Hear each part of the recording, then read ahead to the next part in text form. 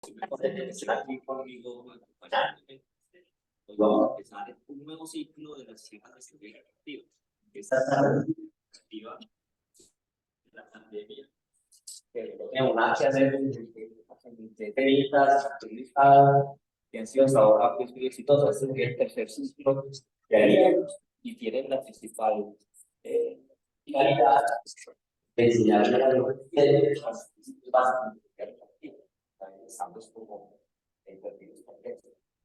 La gran mayoría de los más están en los libros, pero yo quisiera que ustedes hablar un poco porque las cosas que acá, cuando yo estaba con él en segundo año. Esto todavía es difícil toda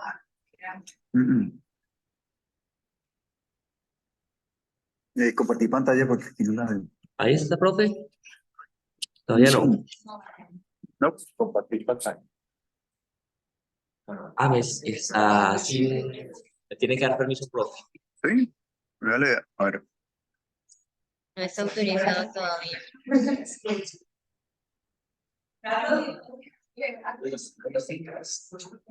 Sí,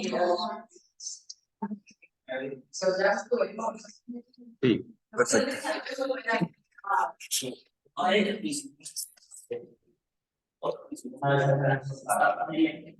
Y se han grabado. Pero la verdad es que en este ciclo vamos a tener dos charlas adicionales que no teníamos. Una de detección de casos, que habla de una charla que le llamamos trabajando mucho, que felicito a Dani, una charla muy difícil de la cámara de o sea, que este ciclo va a ser todavía más grande. Vamos.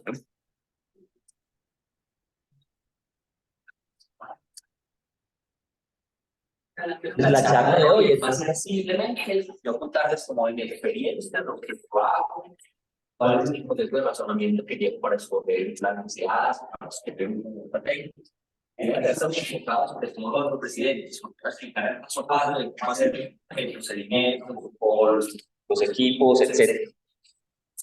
La cirugía refractiva es una cirugía que es muy exigente porque, primero, se busca un paciente que es de manera particular. Segundo, está pagando, está sano y tiene grandes expectativas. Por otro lado, es un procedimiento que se hace muy frecuentemente. Yo llevo como una práctica de las cirugías y hace 10 años, yo este año cumplo 10 años de graduarme, más o menos a tasa de un paciente de cirugía refractiva por mes. O sea que ya debo haber pasado los 100 pacientes, o sea que es un procedimiento que se hace de manera muy frecuente. También es uno de los procedimientos más satisfactorios. Yo diría que de todos los pacientes que yo he operado, no he tenido ninguno que quede aburrido, ni que quede pues, como inconforme o que haya que tenido que hacerle retratamientos. Es bastante satisfactorio, igual que la cirugía de catarata. Lo primero, el arte de la cirugía refractiva está en saber escoger muy bien el paciente. Saber a quién voy a operar, pero quizás más importante, saber a quién decir no. No le digo al paciente, candidato, digamos, típicamente para no operar. Un par de ocasiones he tenido que decirle a un paciente, por sus altas expectativas o por sus expectativas irrealistas, que no lo voy a operar. Pero quizás eso sea mejor achantarse ese momentico que ganarse un problema a futuro. Exacto, ahí está realmente el éxito. Y en ese libro que yo no sé si lo han leído ustedes de Henry Marsh, que es tan bueno del neurocirujano, él llega a esa conclusión. La conclusión del libro es que un buen cirujano o se aprende a operar, muy fácil, pero un buen cirujano es aquel que aprende cuándo no debe operar. Entonces, ¿cuál es un buen paciente? Un paciente ideal, el que de entrada consulta preguntando por la cirugía, está sano y para empezar yo les recomiendo escoger pacientes que tengan fórmulas altas, es decir, los primeros pacientes que operen que no sea un menos 0,50 o un menos 0,75. Queda mucho más contento un paciente que es menos 3 o menos 4, el que le quede un pequeño residual de astigmatismo o un pequeño residual de miopía, que un menos 0,75 al que le quede un poquito de residual. Lo otro es que el paciente que más contento queda es el que tiene astigmatismo solamente, el que tiene miopía solamente, sin astigmatismo. Luego, quizás el que tenga astigmatismos miópicos y menos, o el que menos contento quedará es el que tiene hipermetropía. Yo en esta experiencia que les cuento habré hecho, yo creo que 3 o 4 hipermetropías.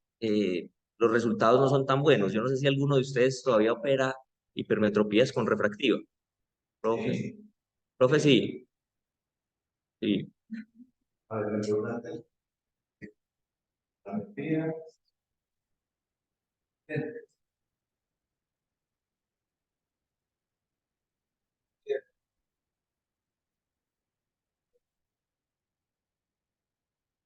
Y yo creo que no está contraindicado.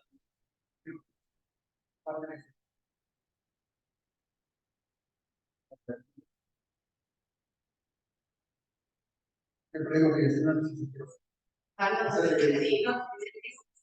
Yo no le digo que regrese, sino que haciendo dilatemos de Esa es la primera opción. y que 100% de ustedes los Sí, no, ni además de no limitar. Un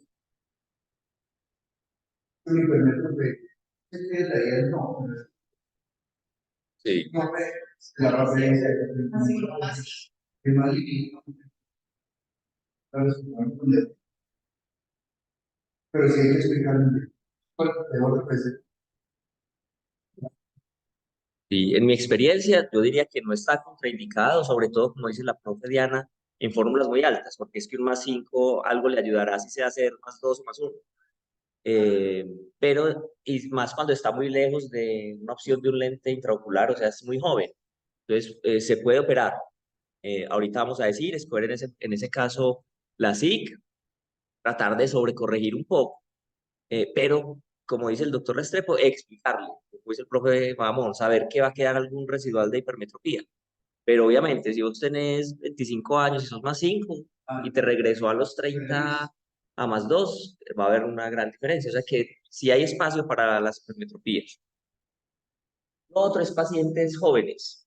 Digamos que el límite es mínimo 18 años. Yo prefiero esperar hasta los 21 que se haya estabilizado el defecto. O por lo menos, si lo voy a operar antes, que esté muy seguro o que las medidas que se hayan tomado las haya tomado yo mismo. O sea, que no venga de otro consultorio o de otras gafas.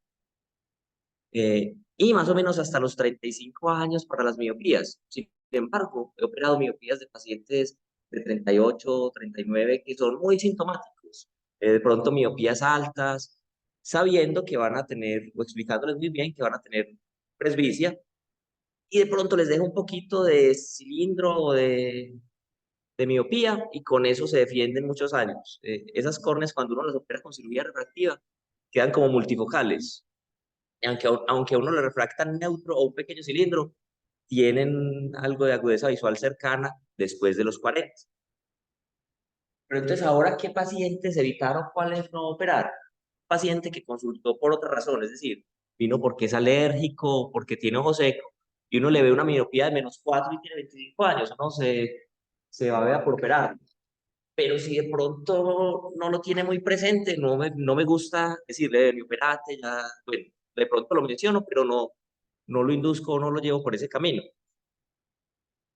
También, como decíamos ahorita, pacientes muy ansiosos, con personalidad tipo A, o el que te pregunta 1000 veces, ¿cómo voy a quedar? ¿Cuánto me dura? ¿La garantía me cubre si me regresa?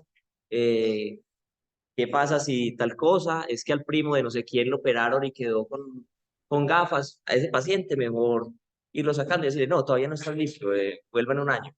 O vaya donde un colega. Eso. Los que tienen expectativas irrealistas.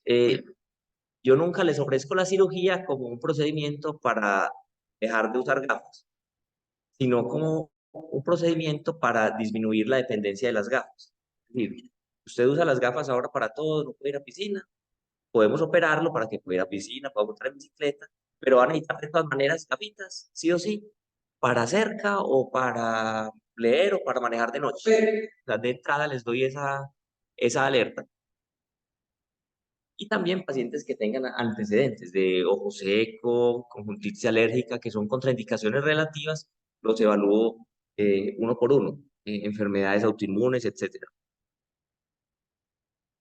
Cuando el paciente se acerca a los 40 años, como decíamos ahorita, considerar muy bien si lo voy a operar a quitarle la miopía o si más bien le digo, no, póngase gafas o lentes y espere a los 40 que vendrá otro problema.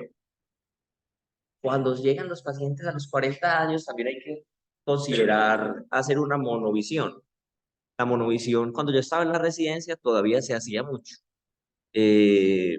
Ahora con la llegada de los lentes intraoculares trifocales y eso, hemos pasado a hacer más tratamiento en el cristalino. Sin embargo, creo que todavía hay espacio para hacer monovisiones, sobre todo en pacientes muy bien escogidos que no tienen alta demanda visual. Eso sí, nunca en un hipermétrope. Quizás en un hemétrope, paciente que es hemétrope de los dos ojos, operarle un ojito para que quede cerca sin tocarle el otro. O un miope bajo, por ejemplo, -1 o -1,50 de los dos ojos, operarle uno para que quede viendo de lejos y el otro de cerca. Lo he hecho también en 2 o 3 casos, también con resultados, digamos, regulares, que les dura la monovisión, pero siempre tienen algo de síntomas. No sé si alguno de ustedes hace todavía monovisión con cirugía refractiva. Lo mismo que Y solo operarle el ojo, un ojo dominante. como le decía, Toledo también Sí, ese miope que es cerca de cerca, exacto. y nunca computado.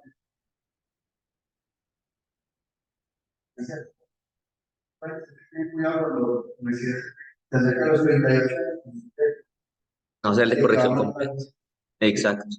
Entonces, quedamos en esa idea, que si voy a hacer una monovisión, un paciente que sea miope, de pronto dejarle un ojito miope y el otro hemétrope, el dominante. O un paciente que ya era hemétrope, a operarle el no dominante para hacer. Y ya por encima de los 55 años focorrefractiva, que tenemos la última charla que es de este tema. En la primera cita que hablo yo con el paciente, le pregunto, ¿hace cuánto usa gafas? Desde el colegio. Bueno, ya eso me da tranquilidad, porque sé que lleva largo tiempo de evolución, que tiene un buen seguimiento. ¿Que usa gafas o lentes de contacto? ¿Cuándo cambió las gafas por última vez? Y aparte anoto cuándo cambió de fórmula por última vez. A veces es diferente el último cambio de gafas y el último cambio de fórmula. Eso para saber si hay estabilidad. Siempre le pido que traiga gafas antiguas o historias antiguas en lo posible. Le pregunto por qué busca la cirugía, es decir, si es consciente de las limitaciones, de los riesgos y de la posibilidad de usar gafas. Y sobre todo que entienda la posibilidad de que haya complicaciones o de que haya posibilidades de retratarlo, o sea, hacerle un nuevo procedimiento refractivo. Ya luego de la anamnesis, paso al examen físico. Si tiene lentes de contacto, le mido la agudeza visual con lentes de contacto. Pero lo ideal es hacerle el examen por lo menos 2 semanas después de haberse quitado los lentes, porque ese lente de contacto habrá moldeado la córnea y puede darnos medidas no solo en el pentacam, sino también en la refracción inadecuadas. He encontrado algo y es que los pacientes que usan lentes de contacto son muy buenos candidatos para cirugía refractiva. Pienso que es porque son los que tienen fórmulas más altas, por un lado. Por lo otro lado, porque normalmente tienen corregida solo la esfera y tienen un poquito de cilindro que no está corregido, o sea que son más tolerantes como a ese poquito de cilindro que le puede quedar a uno después. Sí, pues. Exacto. Eso, ya está, ya tiene un ojo que sufría desde antes, no va a sufrir tanto con lo que viene después. Le hago una buena lensometría, una refracción en el consultorio, anotando muy juicioso los ejes. Y anoto la queratometría y todo eso lo voy anotando en una hojita, como van a ver más adelante, para guiarme en los ejes y en la magnitud del astigmatismo sobre todo. Les tomo la agudeza visual con corrección y la agudeza visual mejor corregida con el subjuntivo.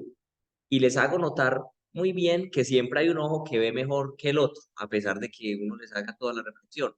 Lo anoto en la historia y se los muestro al paciente para que no me diga después que quedó viendo menos con un ojo que con el otro.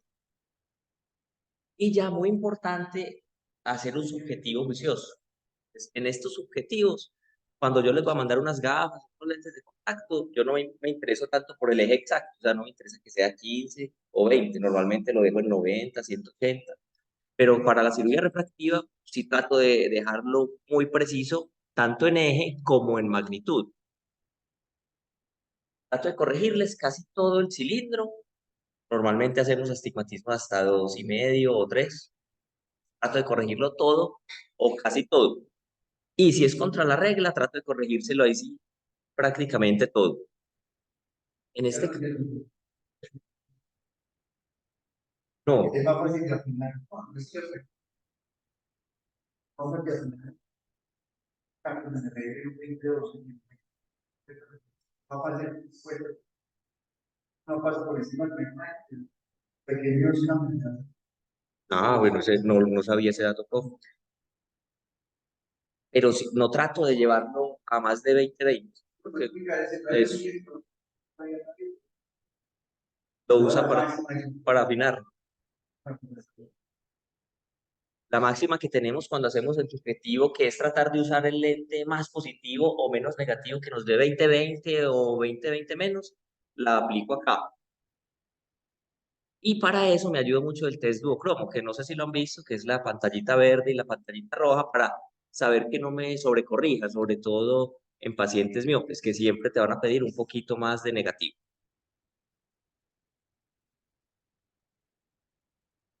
El siguiente paso y muy importante sería medir la pupila en condiciones de poca luz. Para eso hay varias herramientas. Una, usar las tablitas que tenemos en el consultorio de medidas de pupila. Una medida, digamos, difícil de tomar e imprecisa. Lo ideal sería tomarlo, como vamos a decir ahorita, con un pupilómetro o con uno de los averrómetros que miden pupilas.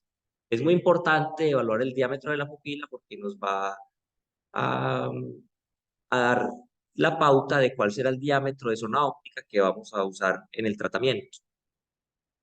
Anotemos ahí como principio máximo que el diámetro a tratar debe ser por lo menos un milímetro mayor del diámetro de la pupila escotópica del paciente. Les hago cover test, muy importante, para que si hay alguna foria de pronto no se vaya a descompensar luego de la cirugía o si ya estaba, el paciente sepa que la tenía desde antes.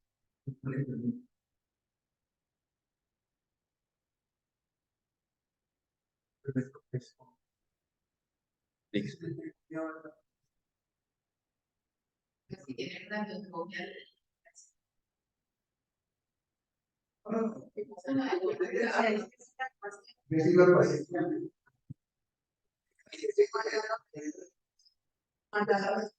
Lo importante es que él sepa que ya lo tenía. Evalúo el segmento anterior con todo lo que hacemos, pero muy importante, evalúen siempre el ángulo, porque pigmento o una línea de Sanpaolesi puede indicar que haya un glaucoma o un síndrome de dispersión pigmentaria o pseudoexfoliación, que son causas de miopías que progresan y que te seguirían progresando luego del procedimiento. Por esa misma razón, evaluar el tono. Yo les aplico, pues, yo el Topolizer no lo he usado, pues,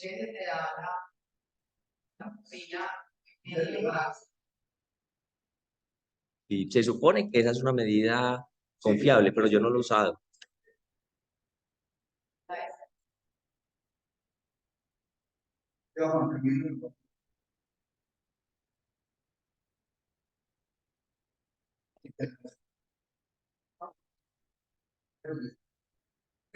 Ah, está conectado. Yo uso un protocolo de aplicarle cada 5 minuticos, una gotica de midrasil, repetirla y luego una de ciclogil. Y espero bastante, o sea, no lo paso antes de 30 minutos, espero por lo menos 45 minutos para evaluar una buena medida cicloplégica y les tomo la refracción cicloplégica. Esta medida cicloplégica va a ser muy importante para escoger sobre todo el valor de la esfera. De la cicloplegia no me interesa tanto el eje ni la magnitud del cilindro, sino sobre todo el valor de la esfera. Y le hago una buena evaluación del fondo, sobre todo en esos miopes, y si lo van a someter a la SIC, es bueno hacerle una buena evaluación de periferia, o si no se siente capaz de evaluarla, mandarla a retina. Porque si usted le va a hacer una SIC y después tiene un desprendimiento de retina, podrían atribuir ese desgarro o ese desprendimiento a la succión del anillo de microquerato. En la práctica yo uso estos límites para tratamientos, miopías hasta 7, hipermetropías hasta 4 o 5 y astigmatismos hasta 3 o un poquito más.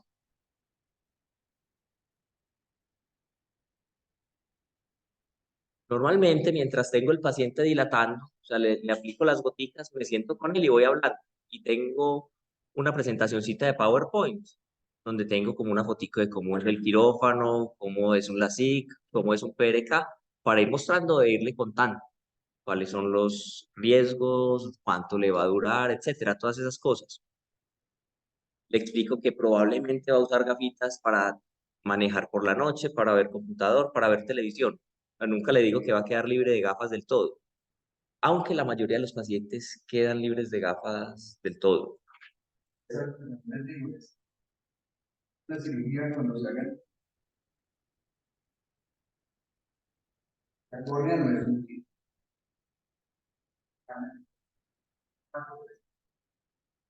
necesita como con las después está bien, porque no se quiere ser si quiere ser Así es lo es. son.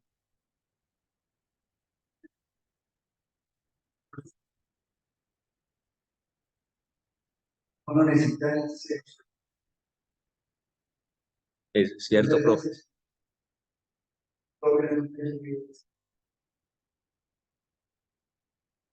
Sí, yo antes, como dice el profe, sufría mucho, porque ningún paciente de refractiva me quedaba como neutro. Todos quedan 0,75, -1 con una cosa, pero ven muy bien. Es diferente un paciente que tenga cilindro de 0,75 o 1 y que no ha sido operado, ve mucho menos que un paciente operado de refractiva que tiene esa misma fórmula. O sea, como que hay algo en la topografía. Exacto. Entonces, no se preocupen que no tiene que ser exacto. Y como dice el profe, yo siempre les explico que es impredecible la duración de la cirugía, porque la gran mayoría preguntan eso, ¿cuánto me va a durar o cuándo voy a volver a usar gafas? Entonces yo les pongo el ejemplo, como dice el profe, de un árbol. Yo le digo, mire, un árbol que está vivo y uno le corta una rama o le quita hojitas, él vuelve y saca hojas o vuelve y crece para donde está la luz. En cambio, un árbol que talaron e hicieron un escritorio, siempre va a ser un escritorio. Como la córnea está viva y uno la talla, pues como el árbol va a volver a buscar su forma original y va a regresar. ¿Cuánto se demorará eso? 5 años, 10 años, no sabemos. Pero siempre les pongo ejemplo. Vamos a llamar al dentista. Pero yo pregunto, ¿tienes que explicar al paciente? Yo siempre digo, yo soy pesado,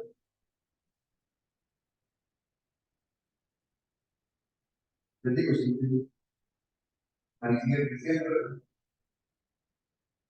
Así es. En ese mismo momento le explico que hay dos técnicas y le muestro cómo es el PRK, el LASIK y le hablo de los pro y los contra de cada uno. Y le pido en ese momento para la próxima cita un pentacam y en lo posible una aberrometría. Antes, como yo trabajaba en Santa Lucía, que teníamos el Bisex, teníamos el aberrómetro que era el Wavescan, era muy bueno.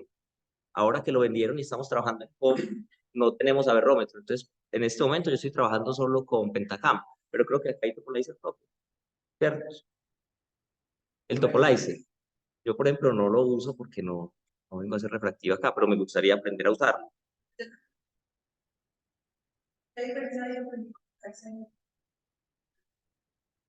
No sé, profe. Ujú.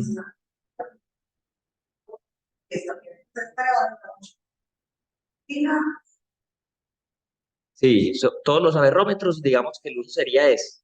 Te dan una fórmula muy cercana a una refracción para tratar. El diámetro de la pupila escotópica para tener la refracción. Las aberraciones de alto orden para saber si usted escoge un tratamiento estándar o personalizado, que ya vamos a hablar de eso. Y si usted decide hacer el tratamiento personalizado, esa es la ventaja de haber escogido de usado el averrómetro transfiere los datos al equipo para hacer el tratamiento punto por punto. O sea que lo ideal siempre es usar averrómetro. Finalmente, el libro pasado.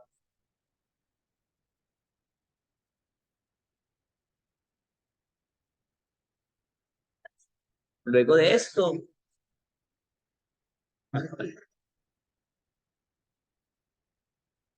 yo le digo, váyase a la casa, busque en internet qué es un PRK, qué es un LASIK, le doy un folletico que yo tengo como impreso, hable con personas que ya se operaron, con sus amigos, pregúnteles cómo les fue y venga a la próxima cita ya con los exámenes. En la primera cita no les digo, hágase un PRK o un LASIK, sino que le explico, le digo, según el resultado del Pentacam, veremos si obligatoriamente te toca hacerte un PRK o si podemos escoger cualquiera de las dos, pero ya lo escogemos en la segunda cita. Ya en la segunda cita cojo el Pentacam y anoto las queratometrías y los ejes, y como vamos a ver, nos van a servir más adelante para escoger el plan. Anoto las paquimetrías más delgadas, las paquimetrías en el ápice, y anoto si hay alguna hallazgo anormal en los mapas de elevación o de curvatura iniciales, y si el VAT fue normal y cuánto fue el valor de la D. Y también del Pentacam saco el valor de aberraciones de alto orden, para saber si el paciente de pronto va a ir para un tratamiento personalizado. Punto de corte de las aberraciones de alto orden, punto 360 o punto 400, para ya uno pensar en que va a hacer un tratamiento. El Belin Ambrosio Display, que es para detectar ectasis. Y luego le pido entonces la aberrometría. De ahí sacaríamos, que era lo que preguntaba la profe Lili. La fórmula, sobre todo los aberrómetros, son muy exactas la medida del cilindro y del eje. Entonces, muy importante para astigmatismos oblicuos o astigmatismos altos. También nos da las aberraciones de alto orden y sobre todo el valor de la pupila. Otra vez, ya después de esa cita, entonces le explico que se va a operar y decidiremos si se hace un procedimiento con PRK o la SIC. Le explico que de pronto va a usar gafas, le hablo de cuánto vale y de entrada le digo que probablemente, sobre todo si es la SIC, va a necesitar tapones lagrimales. O sea, de entrada los amenazo. He visto que el doctor Zapata les pone tapones a todos. Dice, yo se los incluyo en el valor de la cirugía. O sea, que se los cobra pues de entrada y se los pone en el posoperatorio. Yo, como ahora hago mucho PRK, no tengo tanto. Yo creo que él se los pone después, pero no estoy seguro. Eso no, sí se puede, pero No se debe. lo hace. No, él les incluye el valor en la cirugía, los opera y si les da ojos secos se los pone después.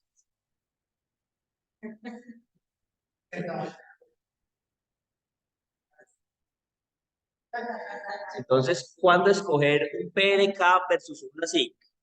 PRK en pacientes que tengan riesgo de trauma, o sea, deportistas, soldados, deportes de contacto, córneas muy delgadas, eh, los que tienen distrofia de la membrana basal, en los que el propio PRK será tratamiento, o los que tienen cicatrices superficiales que también se comporta como si fuera un PTK, o sea que es tratamiento, o en pacientes con ojo profundo o difíciles de manejar, porque no hay nada más difícil que poner un LASIK en un paciente que está incómodo o ansioso o haciendo fuerza. Entonces, el PRK es una buena opción en ese tipo de pacientes. Yo cuando me gradué hacía solamente la SIC, porque era lo que yo había hecho en la residencia. Algún día, y me daba miedo hacer PRK, algún día, no me acuerdo por qué, tenía un paciente que tenía quizás una córnea límite y tuve que hacer un PRK. Y desde ese entonces cambié del todo. Y ahora hago al contrario, más PRK. Sí, yo digo, sí.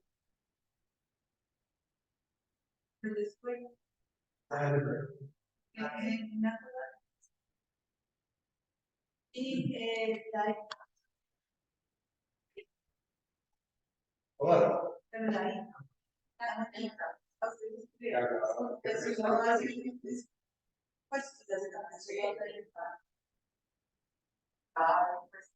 Sí.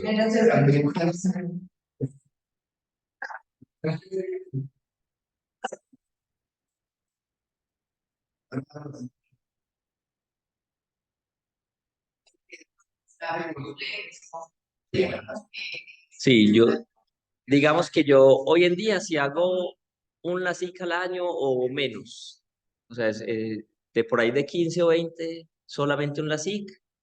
Últimamente habré hecho algunos de pronto hipermetropías, pacientes muy ansiosos, que hay pacientes que te dicen que no son capaces de soportar el dolor que va a dar un PRK, también he hecho LASIK por esa razón, o pacientes que requieran recuperación rápida. A veces vienen extranjeros que dicen, es que tengo una semana, me viajo el sábado, entonces ese de pronto sea candidato a LASIK.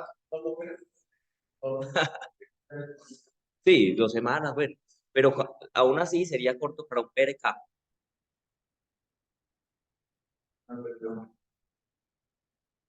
Sí, no trabajar de afán, es cierto. El siguiente paso sería usted decidir si va a hacer un tratamiento estándar o personalizado.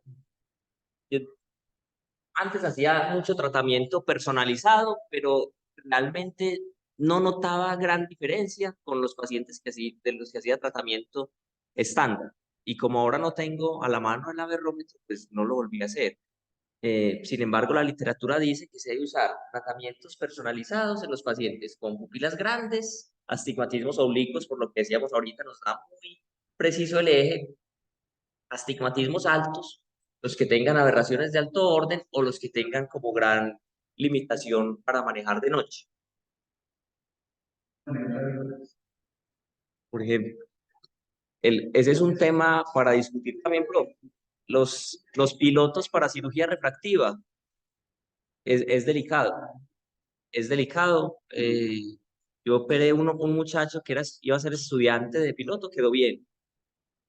De resto, muy difícil. El médico de aviación de las Américas, donde yo trabajo, no nos deja operar a ninguna edad.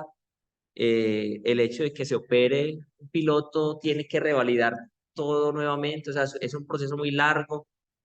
Cuando es cirugía refractiva, cuando es cirugía de catarata, entonces yo creo que no es bueno meterse en eso. Eso de pronto antes de entrar, paciente que conduce de noche, por la pupila escotópica, muy bueno, personalizado. Profe. No, lo que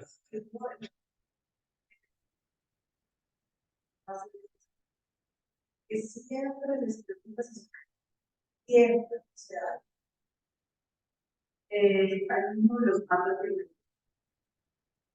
los psiquiatras. Entonces, tan médicos, Ah, sí, yo siempre les advierto eso, les mando goticas. también otra parte, básico, parte está muy importante en la historia para que se hizo algún tipo de tratamiento que le Sí, las generaciones que van a necesitar gotas probablemente piden más porque tienen que estar tranquilos, o sea, tienen que tener en cuenta que ustedes van a necesitar alimentos de comida. sí, A mí me ha pasado con el percano, paciente tengo una cita a los 3 meses, la última a los 6. Y a los 3 ya, te estás aplicando, no siente nada, pero pone así, por lo contrario, esta estación de arena, pues, yo les digo, se van a necesitar muchas cosas y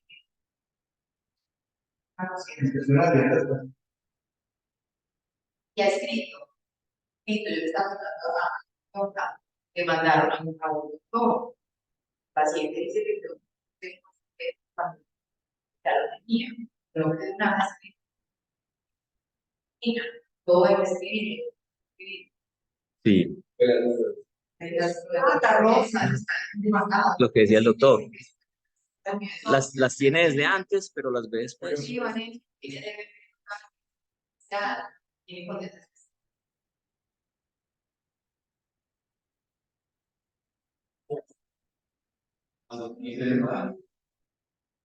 Es una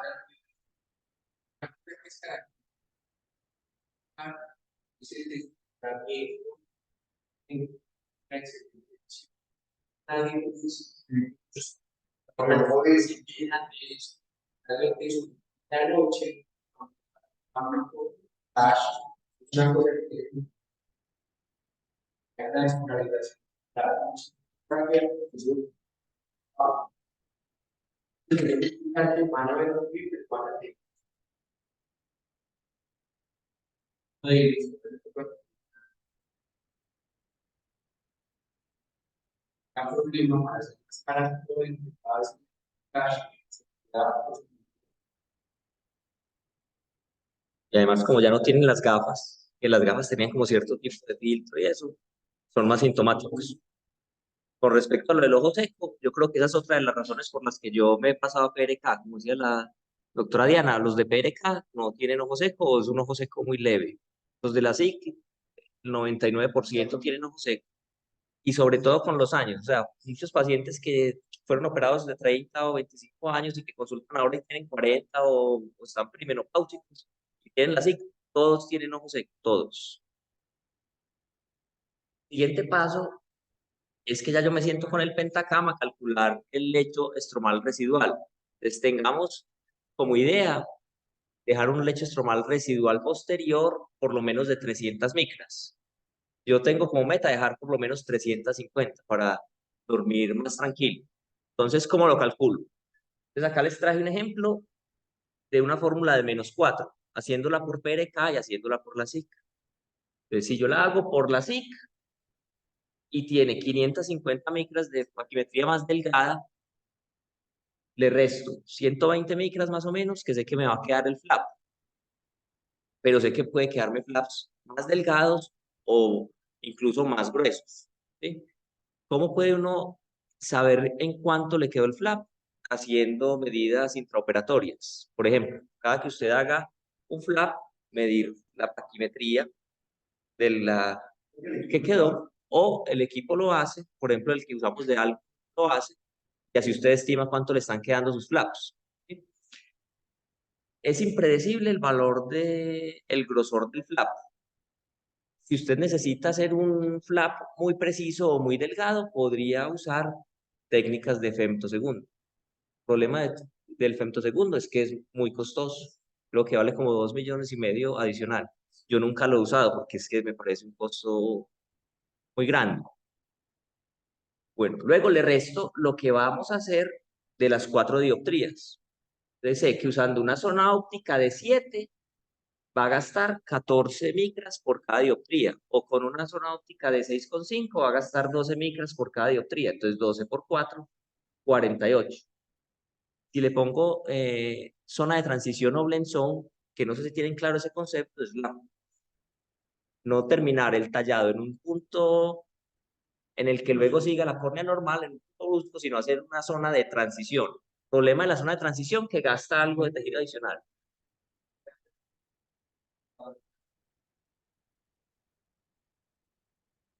Sí, yo en la mente uso 15.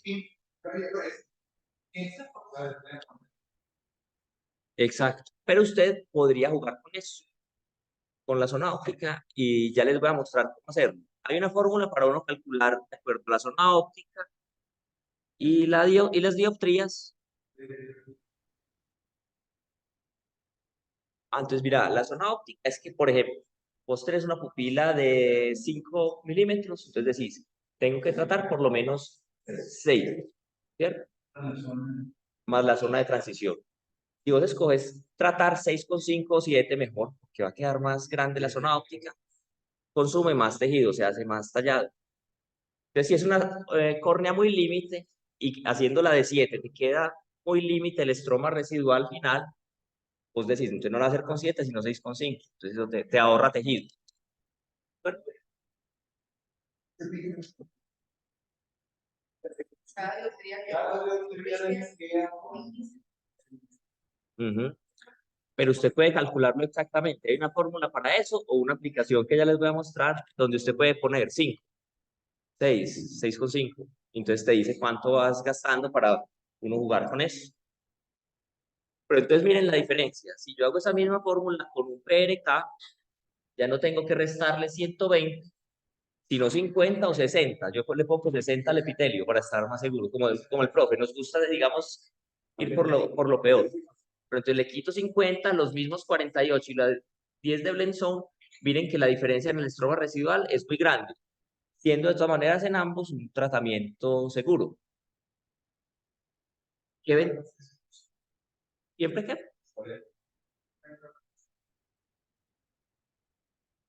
350, sí. 350 residual. Fíjense que si hablamos de una zona residual posterior de 350, en ese la SIC de -4 en un paciente muy joven que de pronto le va a progresar, queda muy poco para hacer un retratamiento, mientras que a este le queda mucho más. O sea, es otra de las ventajas de hacer un PRK. Otra medida que se ha propuesto más allá del estroma residual posterior es el PTA, que es el porcentaje de tejido alterado, y es un profesor de Brasil que ha propuesto este índice como digamos, la medida más exacta o mejor predictor de ectasias luego de cirugía refractiva. Entonces él dice que si usted trata más del 40% de la córnea, no importa qué tan gruesa era, tiene alto riesgo de ectasia. Eso quiere decir que es más grave para una córnea más delgada tratar más pocas micras que para una córnea más gruesa tratar la misma cantidad de micras. Y acá él muestra en sus estudios que el PTA es el mejor predictor de ectasias por encima, por ejemplo, del el estroma residual posterior, la edad, la paquimetría o los tratamientos altos. Entonces, ¿cómo? No superar el 40%. ¿Cómo se calcula eso? Entonces, sumas el espesor del flap y la profundidad de la ablación y lo divide por el espesor corneal central. Muy fácil. Entonces, espesor del flap y el porcentaje de ablación. Y lo divide por el grosor de la córnea. Entonces, por ejemplo, si vamos al ejemplo anterior, pongamos espesor del flap 120, profundidad de ablación 48. Es exacto, eso para PRK no es necesario, porque nunca va a sacar más del 40%. Nunca. Pues, pero sí, sí, serían solamente 60 más la profundidad de la ablación, o sea, el epitelio más la profundidad de la ablación. Pero, ujú. Entonces, por ejemplo, el PTA de este caso sería 120 más 48, 168. 168 dividido 550. ¿De dónde sacamos?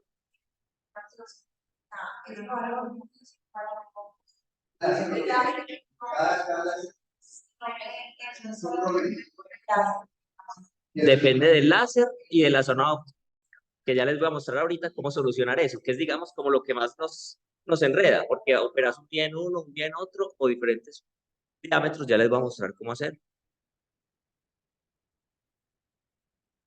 Entonces, fíjense acá el ejemplo. Tiene 550, 120 más 48, es el espesor del flap más profundidad de la ablación, dividido 550 nos da que trató 0.32. ¿Por qué no es necesario hacerlo para PRK? Es que mire, queda muy bajo. Aunque diga pues el profe que habrá gente que trate pues más de 7 dioptrías.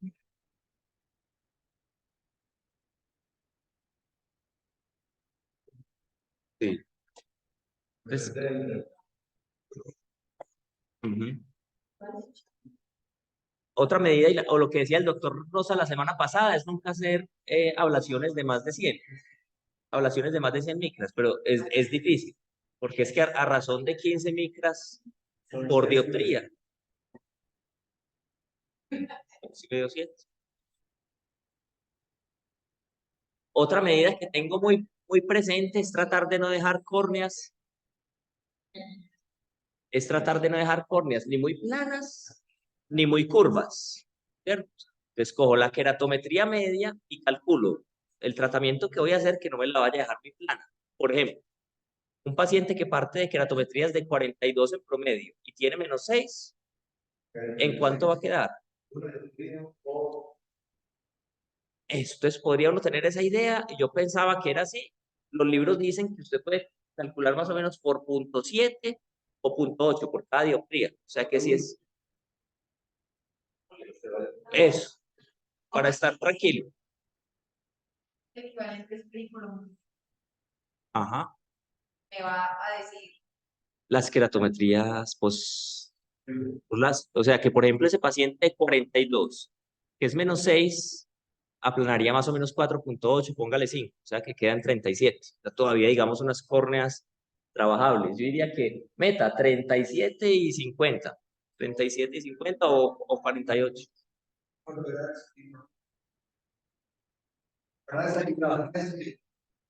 Entonces coges las queratometrías previas. Entonces el Pentacam te dice, a ver si acá nos deja.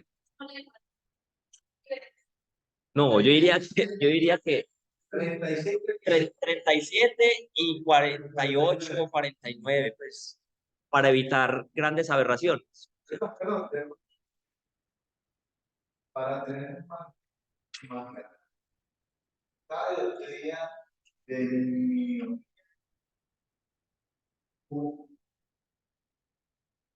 para dar 5 de teoría, tiene 42.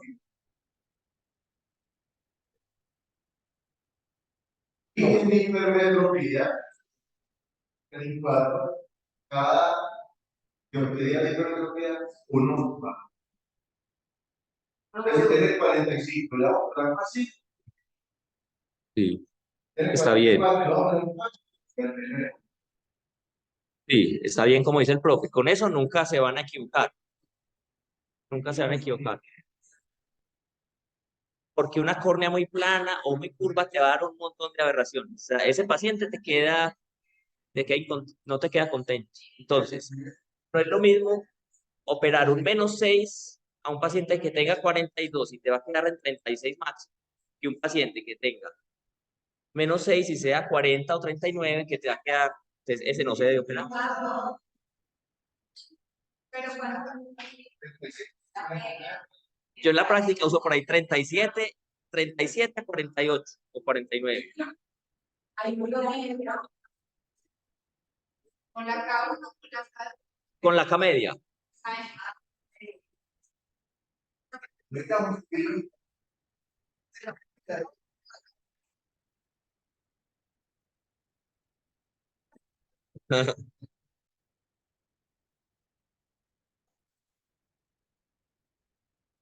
Faltan como 10 diapositivas.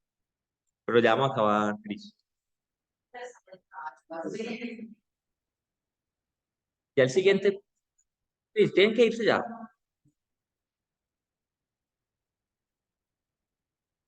El siguiente paso es coger el anillo y el diámetro de la ablación. Normalmente con esto nos ayudan los optómetras o los operadores del láser. Existen unas tablas o unos nomogramas que de acuerdo a las camedias se escoge un anillo y un tope para la ablación. Pero es muy importante que cuando ustedes vayan a hacer ablaciones hipermetrópicas, tratamientos de pupilas muy grandes, tratamientos personalizados con astigmatismos grandes, escojan una zona de tratamiento un anillo que dé una zona óptica amplia de tratamientos. ¿Por qué? Porque se hacen tratamientos en la periferia, entonces necesitamos dónde tratar. Entonces yo,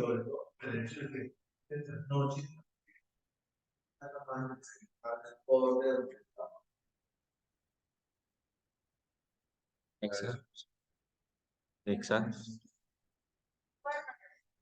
Sí, espérate. ay, perdón. Eso es qué tan ancho hacer el flap para que nos permita hacer tratamientos amplios, como dice el profe Bamón. Entonces yo últimamente estoy usando esta aplicación de IDEA, muy buena para que la bajen. Yo hago todos los cálculos manuales. me gusta hacerlos porque le voy metiendo y le voy calculando, ¿cierto? Y los hago en una hojita y hasta a veces le muestro al paciente para convencerlo de que se haga un PRK o no. Sin embargo, ya cojo esta aplicación y vuelvo y hago todo. Esta aplicación es muy buena. Usted le mete los datos del paciente, te los deja grabar, le pones qué tipo de tratamiento es, la SIX, qué láser es, ahí está el EX500, le pones la fórmula, las queratometrías y él te va dando alertas. Por ejemplo, le dice, le metió una queratometría muy alta, ojo, tengan cuidado. Ojo, los ejes no concuerdan de la refracción con esto, te va dando como alertas. Luego te dice, bueno, usted dijo, le voy a hacer menos 650 con menos 450, es un LASIK, te dice, ¿cuánto fue la ablación? Entonces ahí te dice, ya son más de 100 micras de ablación, es mucho. ¿Cuánto le va a quedar la córnea? Y le dice, no, ojo, mínimo deje 300. ¿Cuánto es el PTA? Mira que acá te lo calcula también, ojo.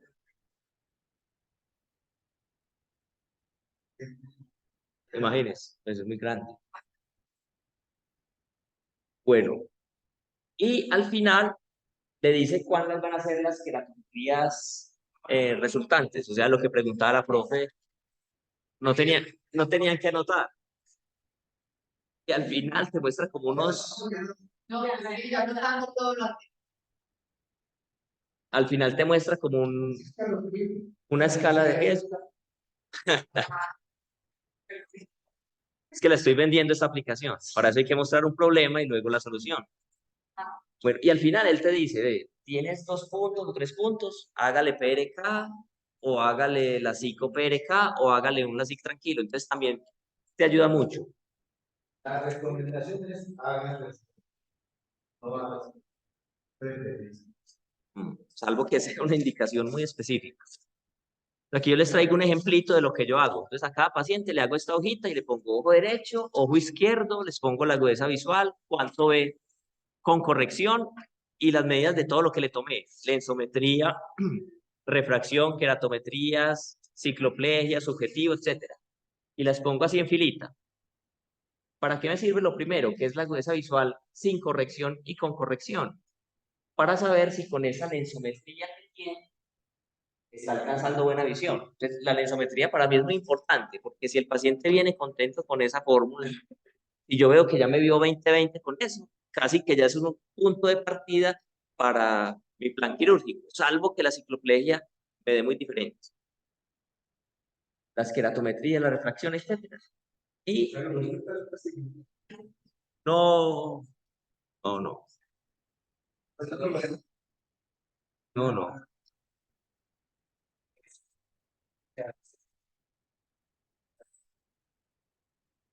¿Con cuál? No, no hay ninguno. A eso vamos. Entonces, ¿cómo hago yo el plan? Por eso lo puse así como uno detrás de otro. Primero, escojo el eje. Pues para el eje me sirve mucho. El de las gafas, las queratometrías, la refracción y el subjetivo. No tengo tan en cuenta la cicloplegia. Entonces, mira, es muy fácil cuando todos los ejes coinciden. Mira, la lensometría 30, refracción 40, 35, 35, el Wavescan 28, entonces no hay duda. Y ahí voy a escoger 30. Segundo, escojo la magnitud del astigmatismo. Es lo mismo. Con el subjetivo, con la refracción, con las queratometrías, digo, ese astigmatismo es más o menos de tanto. Entonces, anoto un valor de astigmatismo. Y finalmente, escojo la esfera. Para escoger la esfera, si no me fijo tanto ni en la aberrometría, ni en el subjetivo, ni en la lensometría, sino sobre todo en la cicloplegia. ¿Sí? Claro, quiere decir, El Wavescan es el aberrómetro, que él también te da una medida. Muy útil para ejes y magnitud. Sí. Esfera la cicloplegia. Sin embargo, no le trato la cicloplegia exacta, sino que le puedo tratar un poquito más, porque como hay un tono del cristalino, pero nunca, ya te respondo, doctor, nunca me voy 0,50 o 0,75 más de la cicloplegia para escoger la esfera. O sea, si tiene menos 1,25 de cicloplegia, nunca le voy a escoger menos 2, aunque me lo pida en la lensometría, sino que le pongo 1,50 o 1,75. Doctor, siempre usas el nomograma. no, saco este plancito y luego voy con el doctor sin el nomograma. Y Aquí, siempre a pacientes menos de 40 años que con este hay en la esfera un menos 0,50 más, ¿o no? Es que eso a mí me lo enseñó el abogado. Me dijo que tengo un paciente menor de 40 años. Y en este equipo, Ya no.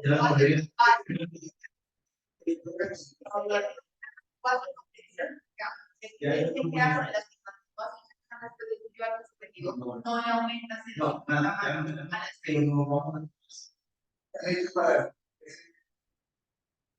Sí, está bien. pero Si lo hace, no, yo luego veo el nomograma con el doctor allá en el quirófano, pero por ejemplo, si es un paciente joven, sí trato de hipercorregirlo un poquito. O sea, si está en 20, de los 20 a 30, 0,25 o 0,50 más. Pero si está ya llegando a los 40, lo que me dé sí, lo que me dé el menos neutro. Todos los nomogramas hacen eso. Pacientes más jóvenes se sobrecorrigen y pacientes mayores se hipocorrigen, ¿cierto? Y porque no te va a ser más mal tolerada la hipermetropía alrededor de los 40 que a los 25 o eso. Y porque ese paciente todavía te va a progresar.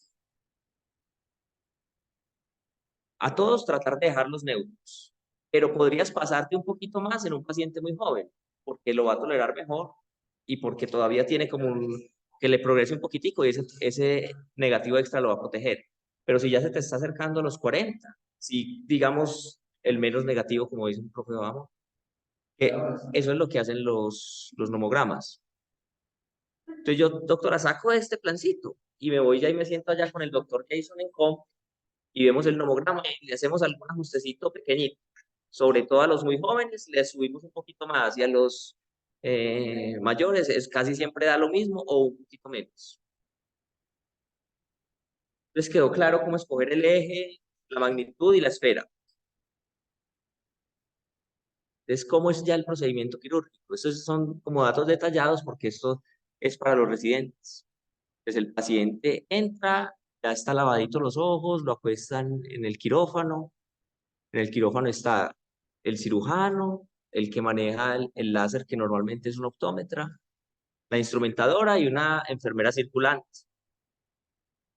Se le pone un notegaderm, se le aplica una gotica de anestésico y de moxifloxacina.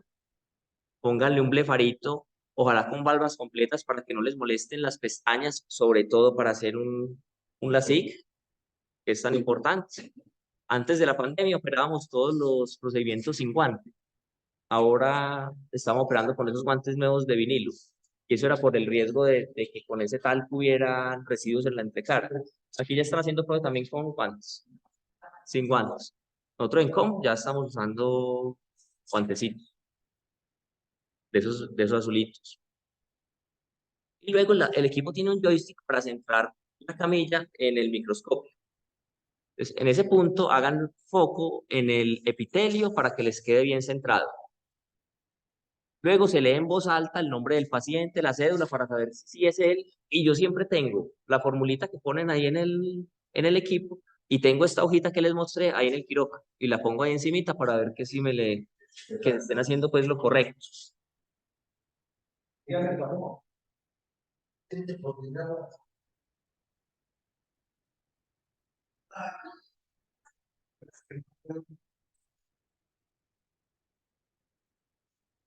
Cuando días Mm.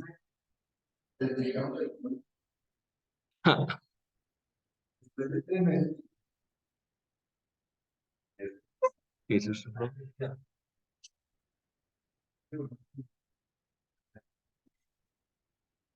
y vamos a hacer un PRK, la instrumentadora les va a pasar en una mano un tamborcito de los que se usan para queratoplastias o un trépano, perdón, un trépano de los de queratoplastias o un tamborcito. Es muy importante acomodarlo adecuadamente, porque si se riega el alcohol no solo no va a despegar bien el epitelio, sino que le arde mucho al paciente, pero mucho, porque me ha pasado. Y en la otra manito les dan un Excel.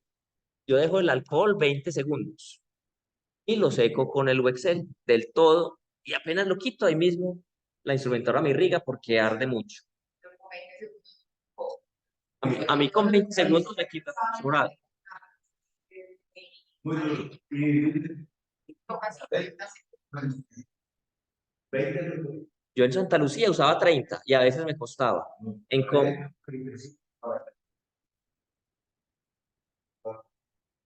No. En cómo ahora usamos, yo no sé, como que lo preparan muy reciente y con 20 segundos sobrado quita. En Santa Lucía,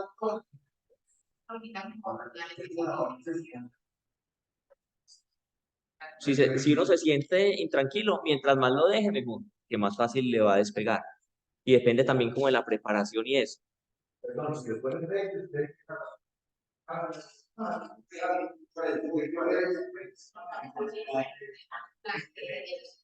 Esa que hace no le dice después.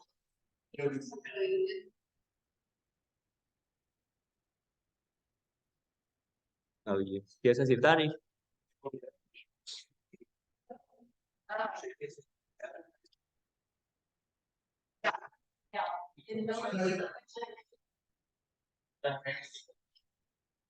Ah, para eso te avisar. Con Alcaín.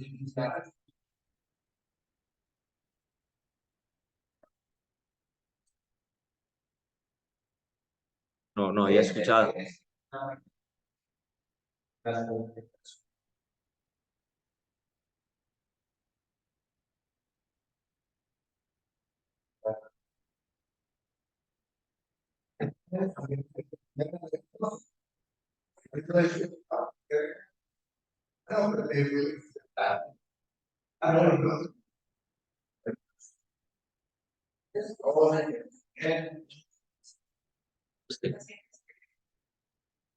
Sí, y ahora que el profe menciona eso, de PRK, ¿qué complicaciones puede decir? Aunque tenemos una charla específica, digamos que la más temida, que es el Hayes, es sobre todo en fórmulas muy altas.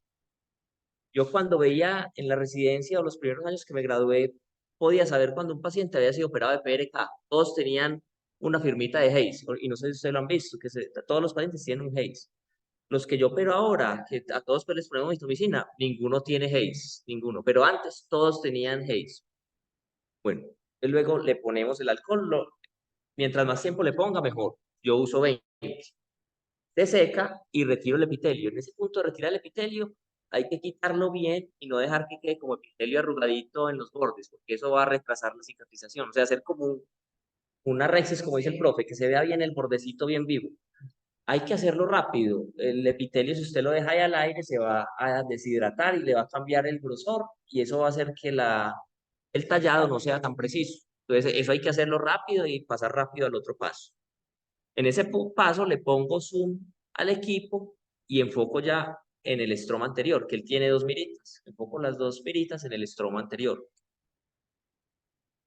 Antes de avanzar, entonces hablemos qué hubiera pasado si hubiéramos hecho, por otro lado, un LASIK. En la mano izquierda te van a pasar el anillito de succión.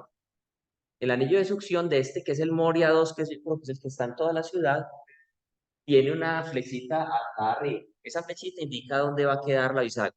Entonces, normalmente yo la pongo hacia arriba y descentro un poquito el flap ligeramente hacia arriba, como decía el doctor Rosas. ¿Eso para qué? Para evitar que la charnela me quede en el eje visual, sobre todo en hipermetropías o astigmatismos. Me ha pasado que me ha quedado ligeramente descentrado y parte de los disparos me pegan en la charnela. Entonces no acopla tan bien y fuera de eso causa astigmatismos o hipocorrección. Entonces hay que tratar de descentrarlo ligeramente. Es muy importante cuando lo metan al ojo abotonarlo. O sea, meterlo debajo de un párpado, después debajo del otro y hacer presión hacia abajo antes de hacer el vacío. El microqueratómo, tiene 3 pedales. Primero es el del vacío, de la bomba de succión. Entonces, primero hundo el pedal del vacío y verifico que haya succión. ¿Cómo sé que hay succión? Levanto el ojito, lo muevo y veo que tiene succión. Él acá le marca que tiene presión de 300 o más, entonces ya usted está seguro que tiene vacío. No proceda si no está seguro que no tiene vacío. Con la otra mano, o sea, con la derecha, ya pongo el cabezal y lo aseguro. En que esta ruedita que se ve como de un gris más oscuro es el seguro para que quede ya fijo. Entonces debo hacer lo que corra por completo. Y luego tiene los dos pedales, un pedal para que el microquerato avance y corte y otro para que se devuelva. Hundan siempre el pedal hasta el fondo y el tiempo suficiente. Cuando él llega a un tope, él sigue moviéndose, sigue sonando, pero ya para y no sigue avanzando. Y luego lo devuelve. Yo tuve una vez una complicación con un microquerato, como estaba como malo en Santa Lucía, como que no había fallado, lo mandaron a arreglar y me tocó estrenarlo a mí cuando llegó de la cosa. Y claro, se me paró en todo el eje visual, se me paró. Cometí el error de tratar de devolverlo porque no avanzaba más. Nunca se debe devolver. Y corrí, cometí el error de devolverlo y me logró avanzar y me cortó, pero claro, con un escalón en el centro. Esa fue una de las razones por las que yo quise abandonar pues el PRK. Al final le hice pues el tratamiento en la SIC. Quedó bien, el muchacho quedó feliz, pero yo pasé una semana muy maluca. Bueno, entonces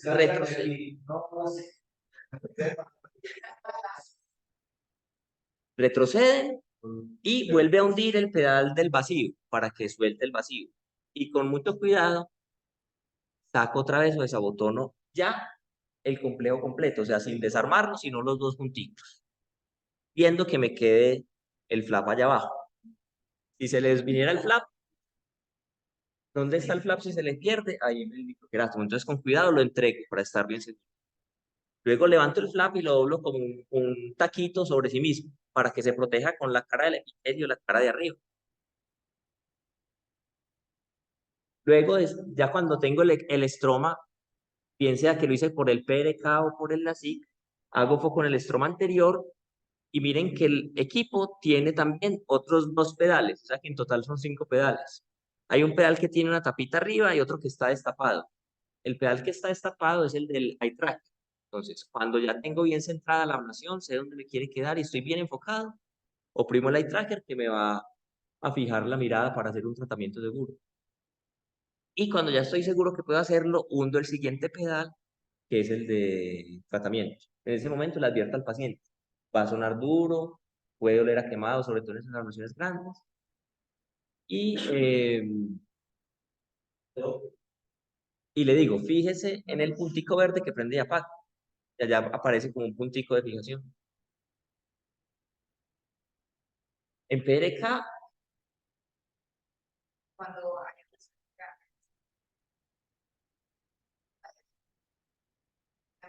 ahora los centros tienen que empezar primero. Las dos empiezan a separarse. Ustedes qué hacen, paran y los entran, paran y se empiezan a dividirse la luz. Deben parar, verla, los hits. pero le da sucedido, pues lo mismo. Sí. Para que no pasa nada. Al soltar el pedal. Vuelvo yo enfoco Se puede parar, bien sea porque el paciente se movió, él para solo, o porque usted suelta el pedal y acá abajo él te dice, son 12 segundos estimados, vas en 6, usted para, vuelve y lo acomoda, vuelve y enfoca, como dice la profe, y puede seguir. Y él sigue donde iba. Sí, profe. Entonces, en tratamientos muy altos, ese desenfoque o los mismos detritus que se levantan de eso, se ha visto que hacen hipocorrecciones o hipercorrecciones. No está pegando el láser donde es. Ujú. Sí, por eso es que hoy en día que ya vamos a hablar de máquinas en otro de los seminarios, todas son de punto flotante, que vamos a hablar de esa tecnología, que es que hacen un disparo por acá, después otro por acá, como en desorden. No un tratamiento siempre en el centro, porque todos esos detritus o todo ese desenfoque se producía en un solo punto, que hacía que hubiera correcciones inadecuadas. A todos los de PRK yo les pongo mitomicina. Inicialmente se recomendaba la mitomicina para las ablaciones grandes, por encima de 4 o 5, pues yo a todos les pongo solamente 20 segundos. No, en ese momento. Ah, bueno, no sé.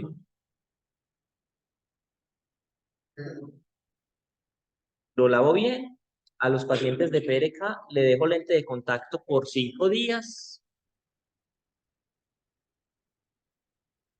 ¿Cómo, profe? Yo lo dejo por 20. Uno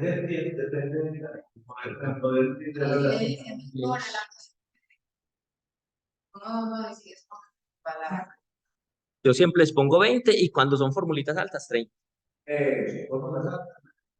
Mm. Y si es menor de 2,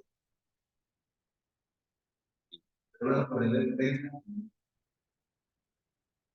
y la va muy bien. Y les se la muy bien. A este lo dejo sin protectorcito, o no es necesario. En cambio, si era una SIC, se reposiciona el flap, lavo la entrecara. En ese punto yo no soy, digamos, muy riguroso de tanto manosear ese flapcito, sino reposicionarlo, sacar los detritus grandes y ver que quede bien. No les dejo lente de contacto, salvo que haya como una gran discrepancia entre el flap y lo que se trató, que a veces cuando son ablaciones muy grandes hay como algo de discrepancia y se mueve, o que haya habido alguna complicación. Y no, sin lente de contacto, pero sí los dejo con protector por 20 días. Y aquí les comparto la formulita que yo uso para todos, para PRK, Simaxid, la SIC, goticas de anestesia diluidas en una gotica lubricante y medicamentos. Yo les mando acetaminofén y nimesulida o acetaminofén y arcoxia. A los que cicatrizan mal a veces les digo que tomen vitaminita C. Yo cojo una gotica de lubricante de muestra y le echo 12 o 15 goticas de alcaína o de oxidina. Más efectivo son las Mm, eh,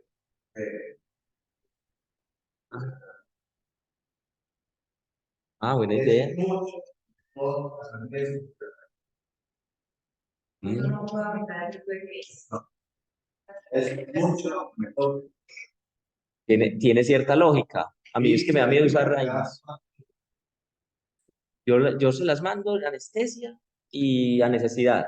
Los primeros 2 o 3 días, nada más. Yo le digo, úsela para dormir, para comer, como para las cosas pues que donde habrá mucha molestia.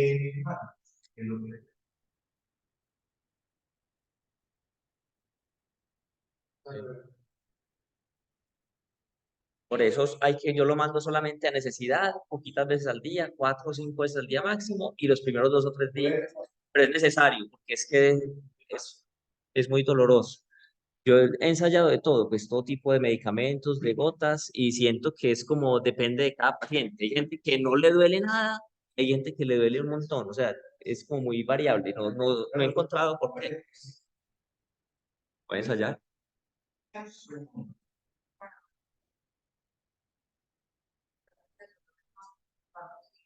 sea, las cuerpo extraño por los vegetales, por el lente de contacto, digamos que dejarlo como, pero el dolor más que todo, el dolor muy neuropático por el espasmo mundial también queda en el y así, obviamente va a estar dilatado cuál es la y es le explica al paciente y se le pone una muestra que ya puedan salir de Es otra buena alternativa. también. También yo no lo he usado, pero me parece una buena alternativa. Cuando es la SIC, simplemente le dejo una mezclita de antibiótico con esteroide y lubricantes. Y finalmente, ¿qué revisiones hago? En la SIC siempre lo reviso al otro día, a la semana, al mes, a los 3 meses, y entre la cita de los 3 o 6 meses le hago una cicloplegia, y de ahí cada año. Al PRK antes los revisaba al siguiente día, ahora no los estoy revisando al otro día, me parece que es como una cita que perdía porque estaban con muchos síntomas, los días salir de la casa. Entonces los reviso ya al quinto día para quitarles el lente, los quito en la lámpara con una pincita. Y ya, igual que en el ASIC, al mes, a los 3 meses o a los 6 para hacerle una cicloplegia. Yo creo que, profe, ustedes lo revisan al otro día un PRK. Entonces, sí, profe.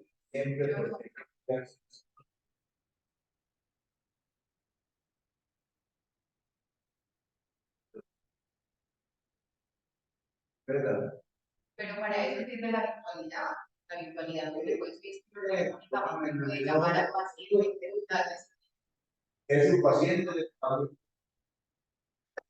Sí. Es, no, es,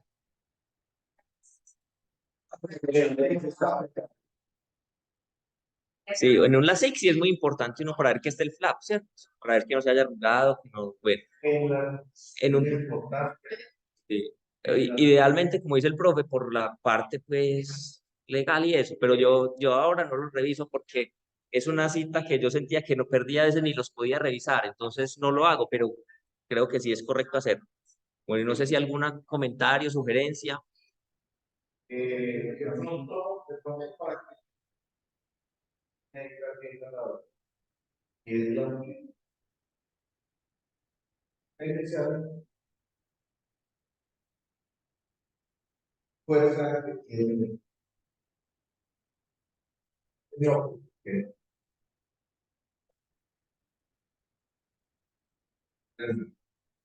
tiene que hacer después de la cirugía enfoque para ver.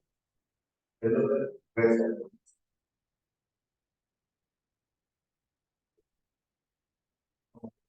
Ujú. Tiene tres cirugías, no. No, Eso es cierto, es a cierto. todos, a todos. Es cierto, profe, es muy común esa queja en los miopes. No veo bien de cerca, y usted lo ve 20/20, pero no se queja.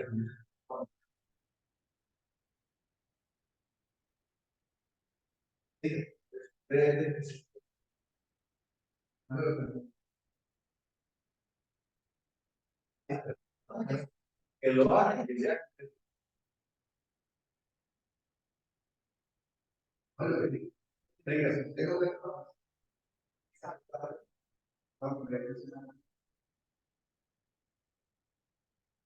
Tengo que. Muy bien, profe.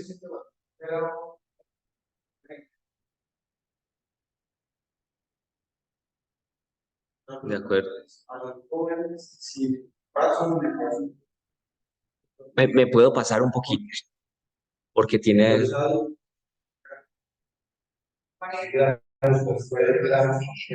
Ajá.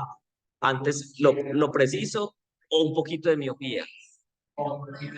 Yo que tengo 40, me gustaría quedar 0,25 con 0,50. Sí.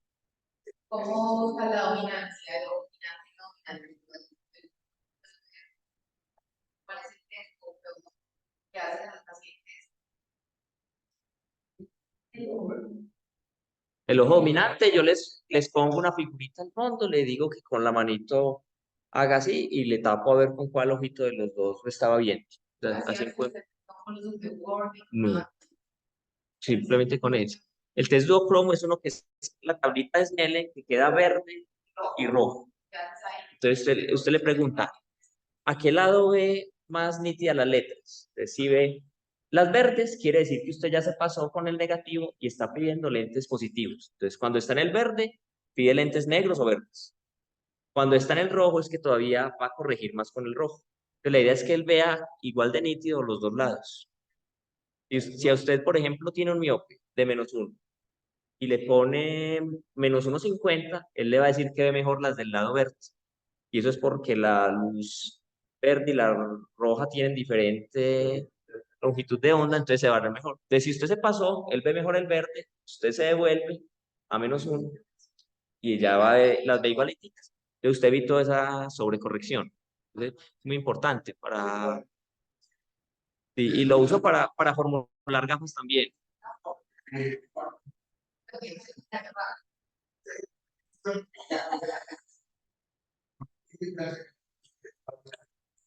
Ah, Aló, profe. Aló, profe.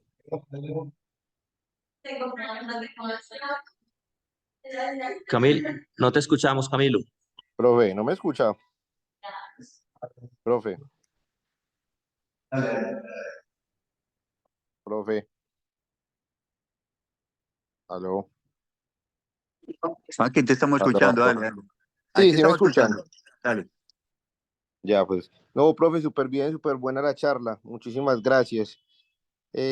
Con lo de hipermetropía, pues acá paradójicamente he visto pacientes de mucho tiempo operados por hipermetropía y he hablado con el optómetra porque acá hay una unidad refractiva donde se le dedican más o menos una hora a toda la optometría, y me explica que realmente los hipermétropes que regresan son porque están mal medidos desde el principio y todos los pacientes se les hace subjetivo, se les hace la cicloplegia, se les hace de nuevo con cicloplegia y se les hace un subjetivo post-cicloplegia y se les lleva a lo máximo que aguanten esa cicloplegia para evitar esa regresión. Entonces, con la hipermetropía sigue estando vigente. Eso sí, tiene que ser sí o sí LASIK. No hay posibilidad de hacer una hipermetropía eh, por PRK. Ahí sí es perder totalmente el láser porque el epitelio le va a volver a cubrir esas zonas que usted encurvó. El LASIK, pues en Medellín tendemos más a hacer PRK y técnicas de superficie. Sin embargo, en el resto del mundo el LASIK es la cirugía que más realizan. De hecho, acá puedo decir que el 95% de las cirugías refractivas son LASIK. eh, y para esos pacientes muy limítrofes que se necesita exactitud en el flap, el femtosegundo pues definitivamente es la solución por no estar seguro del flap, porque allá hemos visto flap con microquerátomos después de que les hacen OCT, flap de 150, 160, cuando uno pues estaba pensando y lo estaba calculando con 130. Eh, ¿Qué más? Con la monovisión que también mencionaban, yo creo que el éxito de la monovisión está en hacer una prueba antes. Si el paciente ya está llegando a los 39, los 40, el éxito está en primero hacer una prueba con un lente de contacto, simularle la monovisión cómo va a quedar, mandarlo para la casa, que haga sus actividades unos 15 días antes, 15 días con ese lente de contacto, simulando en el ojo no dominante esa monovisión que queremos, y si el paciente lo tolera, lo aguanta y se siente cómodo viendo así, ese es el paciente que es candidato para entrarlo a una monovisión, que sigue siendo pues una técnica pues muy viable, y más si estamos pensando que el paciente es emétrope, ahí sí hay que entrarlos con LASIK, porque lo que vamos a hacer es vamos a encurvar esa córnea y lo que queremos es para que nos dure, es que sea con un LASIK. Ya si es miope, ya le podemos hacer una ablación de superficie. Eh, lo otro, pues, es que con las queratometrías, yo pienso que no pasarse de 36 hacia abajo, ni pasarnos de 46 para arriba, porque si uno piensa dejar una queratometría posterior al láser después de 47, pues casi que estamos simulando un cono, y ya empezamos a tener unas asfericidades altas, una córnea totalmente aberrada, que aunque la fórmula nos dé, pues el paciente va a tener muy mala calidad visual por todas las aberraciones que le inducimos por el láser. Y lo de las zonas de transición, pues sí, me parece que es como fundamental siempre hacerlo con zonas de transición. Y referente a lo de los láser guiados, pues si el paciente de entrada con lentes aéreos le logra el 20/20, un pentacam sin aberraciones, pues me parece como un gasto innecesario entrar a hacerle topoláser o hacerles estos estudios de aberraciones, cuando el paciente pues es un ojo que no es tocado y que conocemos por historia clínica y por su refracción y su optometría, que va a lograr una buena visión con un láser pues optimizado, que es el láser que hacemos estándar. Ya si queremos exactamente bajar la zona óptica por la pupila, o si es una córnea ya previamente tocada, eh, o si vemos en la topografía aberraciones, pues ahí sí vale la pena mirar con los aberrómetros para poder guiar el láser y hacer un láser guiado por topografía o guiado por aberraciones, que les va pues mucho mejor. Ya, no tenía pues nada más como que aportar. Juanca, muchas gracias, hombre. Aquí estoy muy agradecidos con vos y gracias por participar, hombre. Sabemos lo enredado que estás. A ustedes, profe. Un saludo para todos. Salud. Suerte. Mucha salud aquí de todos también. Bueno, muchas gracias. Y